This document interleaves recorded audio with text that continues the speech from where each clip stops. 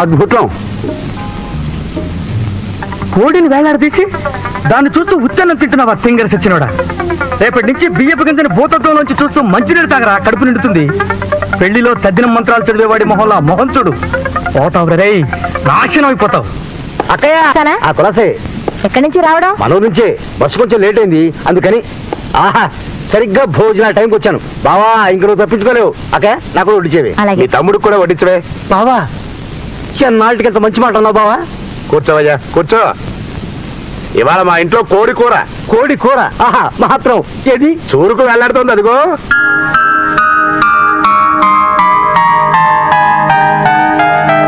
దానొక్క రెప్పార్పకుండా చూస్తూ ఒట్టన్నం మింగేయడమే కూర తిన్నంత తృప్తిగా ఉంటుంది.